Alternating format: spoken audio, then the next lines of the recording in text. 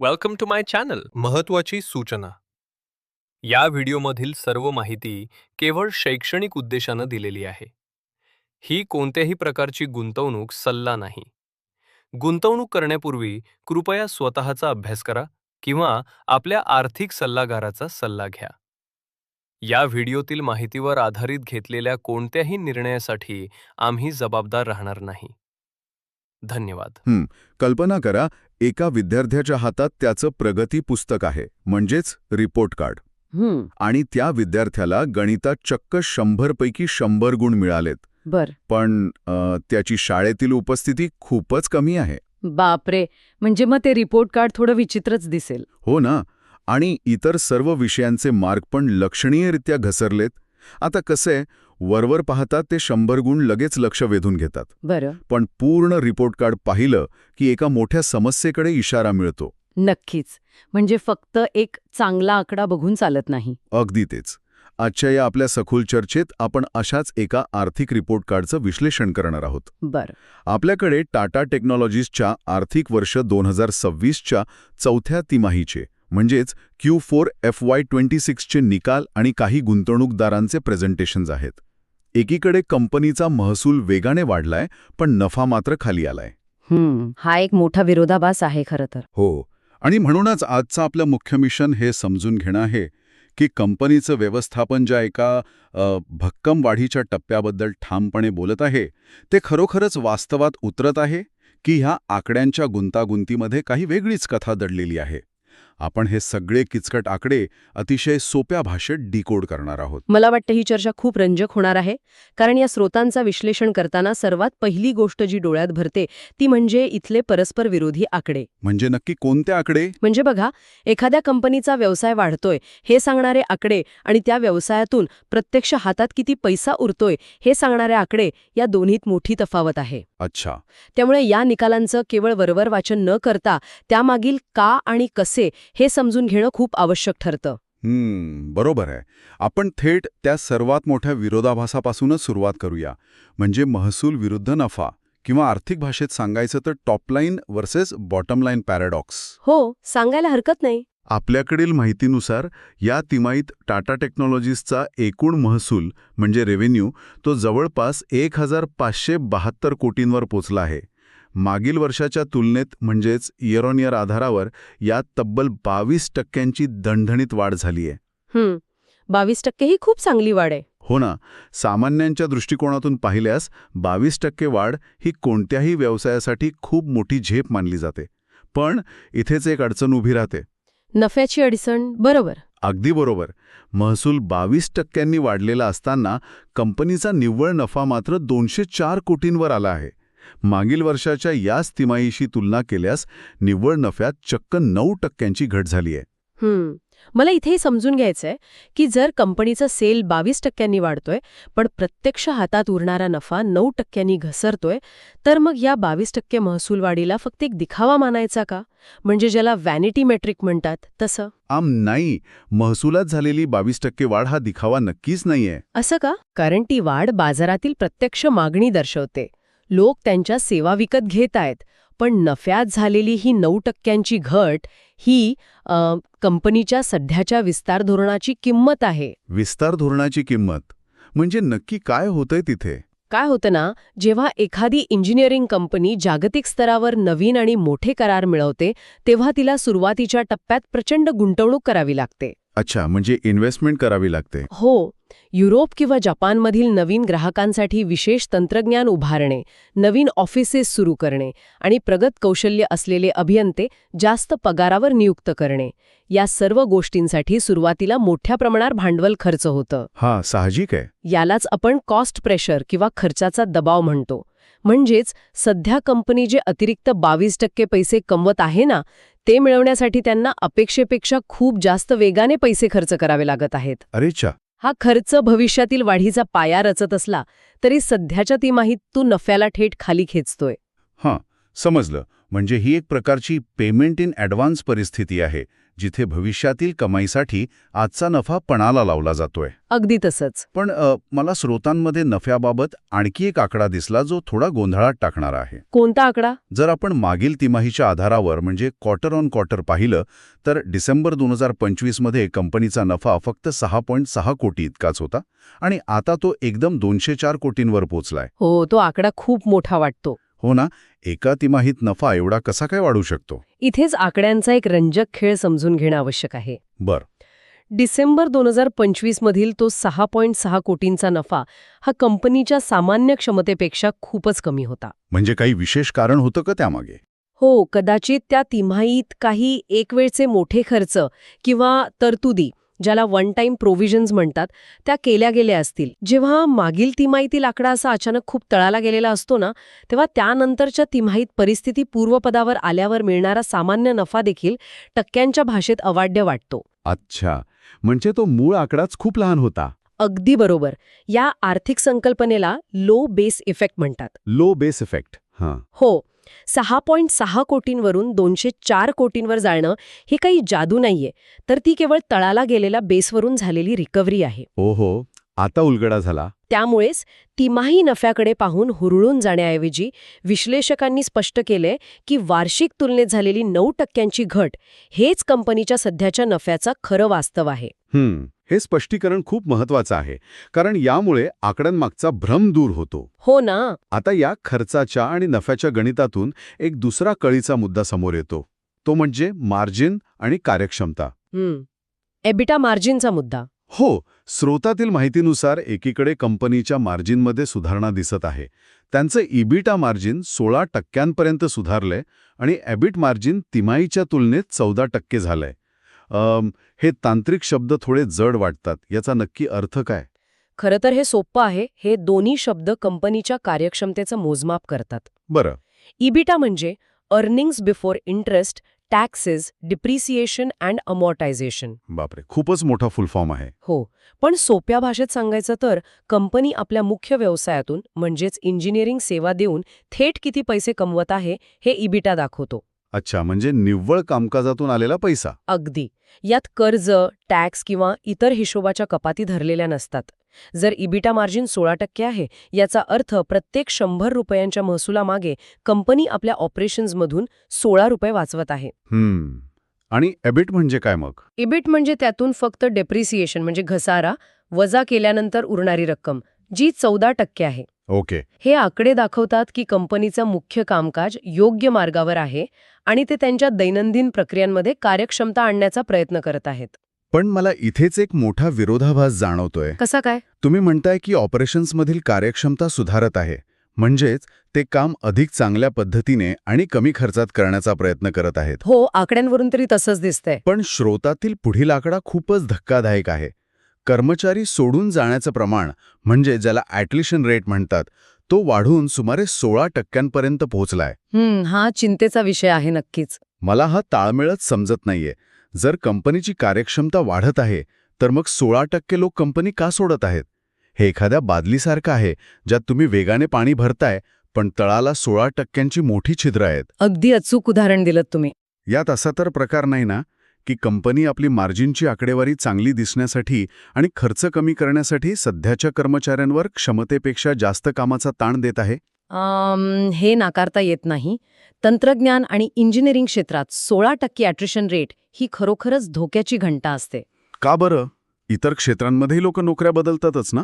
हो, पण ह्या व्यवसायात कोणतीही मोठी मशिनरी नसते. माणसांचं डोकं आणि त्यांचं कौशल्य हीच कंपनीची मूळ संपत्ती असते. खरंय. जेव्हा मार्जिन सुधारण्यावर दबाव असतो, तेव्हा अनेकदा कंपन्या नवीन भरती करण्याऐवजी आहे त्या कर्मचाऱ्यांकडून जास्त उत्पादकता मिळवण्याचा प्रयत्न करतात. याचा थेट परिणाम कर्मचाऱ्यांच्या वर्क लाईफ बॅलन्सवर होतो. म्हणजे त्यांना जास्त तास काम करावं लागत असेल?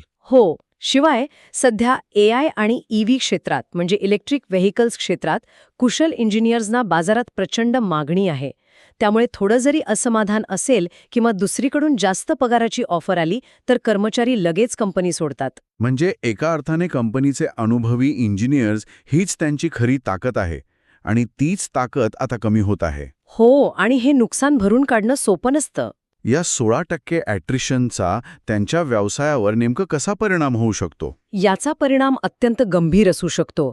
समजा एखाद्या युरोपियन क्लायंटसोबत 5 वर्षांचा इलेक्ट्रिक व्हेइकल डिझाईन करण्याचा करार आहे. बरं. या प्रकल्पावर काम करणारे मुख्य डिझायनर्स जर अचानक कंपनी सोडून गेले तर संपूर्ण प्रकल्पाचं वेळापत्रक कोलमटं. बापरे. नवीन लोकांना भरती करणे, त्यांना कंपनीच्या पद्धतींचं प्रशिक्षण देणे आणि त्यांना क्लायंटच्या प्रकल्पाची गुंतागुंत समजावून सांगणे यात प्रचंड वेळ आणि पैसा वाया जातो. आणि या सगळ्याचा फटका क्वालिटीवर पण बसत असेल ना? नक्कीच. याचा थेट फटका प्रकल्पाच्या गुणवत्तेवर आणि पर्यायाने भविष्यातल्या मार्जिनवर बसतो. म्हणूनच स्रोतामध्ये स्पष्ट नमूद केलंय की आज जरी मार्जिन 14 ते 16% दिसत असलं तरी संपूर्ण आर्थिक वर्षाच्या मार्जिनवर कायम दबाव राहणार आहे. आता परिस्थिती थोडी स्पष्ट होतीये. पण मग एक प्रश्न पडतो, जर कर्मचारी एवढ्या मोठ्या प्रमाणावर सोडून जात आहेत आणि खर्चाचा एवढा दबाव आहे, तर मग हा 22% वाढलेला महसूल नक्की कुठून येत आहे? त्यासाठी आपल्याला त्यांच्या नवीन क्लायंट्सकडे पाहावं लागेल. हो, कोण आहेत हे नवीन क्लायंट्स जे त्यांना एवढे मोठे प्रकल्प देत आहेत? हे समजून घेण्यासाठी आपल्याला त्यांच्या जागतिक विस्तार आणि विकासाच्या इंजिनाकडे वळावं लागेल. स्रोतानुसार त्यांच्या वाढीचं स्वरूप कोणत्याही एका ग्राहकावर अवलंबून नसून ते ब्रॉड बेस्ड म्हणजेच सर्वसमावेशक आहे असं म्हटलंय. ब्रॉड बेस्ड वाढ असणं हे कोणत्याही कंपनीच्या स्थिरतेसाठी अत्यंत महत्त्वाचं असतं. कसं काय? कारण तुम्ही एकाच ग्राहकावर अवलंबून नसता. टाटा टेक्नॉलॉजीजने गेल्या काही तिमाहींमध्ये जागतिक स्तरावर खूप वेगाने हातपाय पसरले आहेत. त्यांनी युरोपमधील अनेक आघाडीच्या लक्झरी ऑटो कंपन्यांसोबत थेट करार मिळवले आहेत. अच्छा. या व्यतिरिक्त जपानसारख्या अत्यंत बंदिस्त आणि स्पर्धात्मक बाजारपेठेत प्रवेश करून तिथल्या ओरिजिनल इक्विपमेंट मॅन्युफॅक्चरर्सकडून त्यांनी प्रकल्प मिळवलेत. पण एक सेकंड, इथे मी तुम्हाला थोडं थांबवेन. हे ओरिजिनल इक्विपमेंट मॅन्युफॅक्चरर्स म्हणजे OEMs नक्की काय असतात आणि ते स्वतःचं तंत्रज्ञान स्वतः न बनवता टाटा टेक्नॉलॉजीजकडे काय येत आहेत? OEM म्हणजे सोप्या भाषेत त्या मुख्य कंपन्या ज्या प्रत्यक्षात गाड्या बनवतात आणि स्वतःच्या ब्रँडखाली विकतात. उदाहरणार्थ टोयोटा किंवा होंडा. समजलं. ऐतिहासिकदृष्ट्या जपानी किंवा युरोपियन कंपन्या त्यांच्या गाड्यांचं इंजिनिअरिंग आणि डिझाईन त्यांच्या देशातच स्वतःच्या अंतर्गत टीम्सकडून करून घेत असत, ज्याला आपण इन हाऊस म्हणतो. मग आता काय बदललंय? आता संपूर्ण ऑटोमोबाईल जगतात एक प्रचंड मोठी क्रांती होत आहे. ती म्हणजे इलेक्ट्रिक व्हेइकल्स आणि सॉफ्टवेअर डिफाईन्ड व्हेइकल्सची. EVचं मार्केट खूप वाढतंय. जुन्या इंजिनच्या गाड्या बनवण्यात या कंपन्यांचा हातखंडा असला तरी बॅटरी मॅनेजमेंट सिस्टम्स, कारमधील सॉफ्टवेअर आणि AI इंटिग्रेशन या आधुनिक गोष्टी त्यांच्यासाठीही अगदी नवीन आहेत. अच्छा, म्हणजे त्यांना या नवीन तंत्रज्ञानाचा अनुभव नाहीये? हो, हे नवीन तंत्रज्ञान शून्यापासून स्वतः विकसित करत बसण्यापेक्षा टाटा टेक्नॉलॉजीजसारख्या तज्ज्ञ कंपन्यांना हे काम आउटसोर्स करणं त्यांना अधिक सोयीचं आणि परवडणारं वाटतं. अरे वा, म्हणजे ते त्यांचा वेळ आणि पैसा दोन्ही वाचवत आहेत? अगदी बरोबर. म्हणूनच हे जागतिक करार मिळत आहेत. हे स्पष्टीकरण एकदम अचूक आहे. म्हणजे जगभरातील EV क्रांतीचा थेट फायदा यांना होत आहे. नक्कीच. स्रोतामध्ये असंही नमूद केलंय की केवळ ऑटोमोबाईल नव्हे तर कृत्रिम बुद्धिमत्ता म्हणजे AI, डिजिटल इंजिनिअरिंग, एरोस्पेस आणि MRO ह्या क्षेत्रांमध्येही त्यांना मोठी मागणी आहे. हे MRO क्षेत्र काय आहे? MRO म्हणजे मेंटेनन्स, रिपेअर आणि ओव्हरहॉल. बरं. हे प्रामुख्याने विमान वाहतूक म्हणजेच एरोस्पेस क्षेत्राशी संबंधित आहे. विमानांची नियमित देखभाल करणं, त्यांच्या इंजिनची आणि पार्ट्सची दुरुस्ती करणं, या सर्व प्रक्रियांमध्ये प्रचंड तांत्रिक डेटा आणि इंजिनिअरिंगचा समावेश असतो. विमानात तर चूक चालणारच नाही. बरोबर. टाटा टेक्नॉलॉजीज त्यांचं ऑटोमोबाईलमधील कौशल्य आता विमान कंपन्यांच्या MRO सेवांचं डिजिटायझेशन करण्यासाठी वापरत आहे. अच्छा, म्हणजे तिथेही त्यांचं तंत्रज्ञान वापरलं जातं? हो, आणि हे अत्यंत महत्त्वाचं आहे कारण MROचे करार हे सहसा अनेक वर्षांचे आणि स्थिर उत्पन्न देणारे असतात. हे सगळं ऐकायला खूप सकारात्मक वाटतंय. पण इथे मला एक मोठी शंका उपस्थित करायची आहे. कोणती शंका? स्रोतामध्ये एक स्पष्ट इशारा देण्यात आला आहे की कंपनीचं ऑटो क्षेत्रावर म्हणजे ऑटोमोबाईल सेक्टरवर खूप जास्त अवलंबित्व आहे. आता आपण चर्चा केली की त्यांचे जास्तीत जास्त मोठे करार युरोप आणि जपानच्या ऑटो कंपन्यांसोबत आहेत. हो, ते तर आहेच. मला ही परिस्थिती एका लग्नाच्या कॅटररसारखी वाटते. समजा एखादा कॅटरर फक्त लग्नसराईच्या सीझनवर अवलंबून आहे. जोवर लग्न चालू आहेत तोवर तो भरपूर पैसे कमावेल. पण जर अचानक एखादं संकट आलं आणि एका वर्षासाठी सर्व लग्न रद्द झाली तर त्याचा पूर्ण व्यवसायच बुडेल. ऑटोमोबाईल क्षेत्र हे देखील अर्थव्यवस्थेच्या चक्रानुसार चालतं ना. अगदी बरोबर मुद्दा मांडल्यात तुम्ही. उद्या जर युरोप किंवा अमेरिकेत मंदी आली, लोकांची गाडी खरेदीची क्षमता कमी झाली, तर हे लक्झरी कार बनवणारे क्लायंट सर्वात आधी स्वतःचं इंजिनिअरिंग बजेट कापतील. मग ऑटो सेक्टरवर एवढं जास्त अवलंबून असणं हा एक खूप मोठा धोका नाही का? हा धोका 100% खरा आहे आणि म्हणूनच स्रोताने त्याला रिस्क फॅक्टर म्हणून ठळक केला आहे. ऑटोमोबाईल क्षेत्र हे अत्यंत सायक्लिकल मानलं जातं. मंदीच्या काळात सामान्य माणूस सर्वात आधी आपला नवीन गाडी घेण्याचा निर्णय पुढे ढकलतो. हो ना, आधीच खिशात पैसे नसतात. जर गाड्यांची विक्रीच कमी झाली तर या युरोपियन आणि जपानी कंपन्या नवीन मॉडेल्सच्या डिझाईनवर खर्च करणार नाहीत. जर त्यांनी प्रकल्प थांबवले किंवा लांबणीवर टाकले तर त्याचा थेट फटका टाटा टेक्नॉलॉजीजच्या महसुलाला बसेल. बापरे, म्हणजे हे एक मोठं आव्हान आहे त्यांच्यासमोर. म्हणूनच ऑटो क्षेत्रावरील हे एकाधिकारशाहीसारखं अवलंबित्व कमी करून एरोस्पेस, MRO आणि इतर मॅन्युफॅक्चरिंग क्षेत्रात आपला महसूल विभागणे कंपनीसाठी अत्यंत निकडीचं झालं आहे. म्हणजे जोखीम मोठी आहे. आता या सर्व पार्श्वभूमीवर जिथे नफा कमी झालाय, खर्च वाढलाय, 16% कर्मचारी सोडून जात आहेत आणि व्यवसायावर मंदीचं सावट येऊ शकतं, आपण कंपनीच्या व्यवस्थापनाच्या दाव्यांकडे पाहूया, ज्याला आपण मॅनेजमेंट कॉमेंट्री म्हणतो. हो, स्रोतामध्ये म्हटलंय की कंपनीचं व्यवस्थापन अत्यंत आशावादी आहे. त्यांच्या मते व्यवसाय आता एका भक्कम वाढीच्या टप्प्यात प्रवेश करत आहे. एवढंच नाही तर आर्थिक वर्ष 2027 म्हणजे FY27 मध्ये त्यांना डबल डिजिट म्हणजे दुहेरी आकड्यात वाढ अपेक्षित आहे आणि त्यांचं मुख्य लक्ष फुल व्हेइकल इंजिनिअरिंगवर केंद्रित आहे. हो, तो एक महत्वाचा शब्द आहे. मला इथे प्रश्न पडतो की हे फुल व्हेइकल इंजिनिअरिंग म्हणजे नक्की काय आणि त्याचा या दुहेरी वाढीशी काय संबंध आहे? फुल व्हेइकल इंजिनिअरिंग म्हणजे गाडीचा एखादा सुटा भाग, जसं ती फक्त दरवाजा किंवा फक्त डॅशबोर्ड डिझाईन करण्याऐवजी संपूर्ण गाडीची संकल्पना, तिचं डिझाईन, तिचं इंजिनिअरिंग आणि ती रस्त्यावर धावेपर्यंतची सर्व तांत्रिक जबाबदारी घेणे. अरे वा, म्हणजे अगदी शून्यापासून ते फायनल प्रॉडक्टपर्यंत. हो, आणि जेव्हा एखादी कंपनी असा फुल व्हेइकल करार मिळवते तेव्हा तो करार साधारण 3 ते 5 वर्षांचा असतो. अच्छा, म्हणजे काम बराच काळ चालणार. अगदी. यामुळे कंपनीला एक अत्यंत स्थिर आणि शाश्वत महसूल मिळण्याची खात्री मिळते, ज्याला रेव्हेन्यू व्हिजिबिलिटी म्हणतात. केवळ 50 किंवा 100 सॉफ्टवेअर इंजिनियर्स क्लायंटकडे पाठवण्यापेक्षा संपूर्ण उत्पादनाची जबाबदारी घेणं हे अधिक फायदेशीर असतं. याच मोठ्या आणि दीर्घकालीन करारांच्या आधारे व्यवस्थापनाला खात्री आहे की ते येत्या वर्षात दुहेरी आकड्यात वाढ नोंदवू शकतील. पण मला इथे अजूनही एक शंका आहे. कंपनीचं व्यवस्थापन तर नेहमीच गुंतवणूकदारांसमोर एक आशावादी चित्र उभं करण्याचा प्रयत्न करत असताना, जेणेकरून शेअर बाजारात त्यांच्या कंपनीचं मूल्य पडू नये. हां, तसा प्रयत्न असतो त्यांचा. मग हे डबल डिजिट ग्रोथ मिळेल हे त्यांचं विधान खरोखरच सध्याच्या वास्तवावर आधारित आहे की हे निव्वळ गुंतवणूकदारांना खुश ठेवण्यासाठी दिलेलं एक आश्वासन आहे?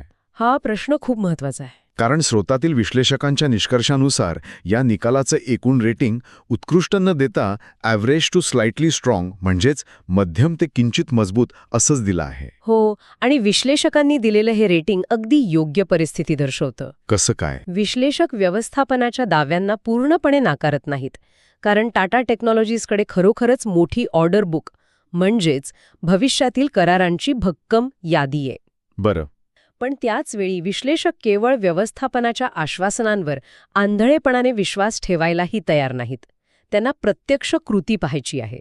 म्हणजे रिझल्ट्स बघायचे आहेत? हो, व्यवस्थापन महसूल वाढवेल यावर बाजाराचा विश्वास आहे, पण ते 16% कर्मचाऱ्यांची गळती कशी थांबवतील आणि खर्चावर नियंत्रण मिळवून नफा कसा वाढवतील याबद्दल बाजार शंकाक आहे.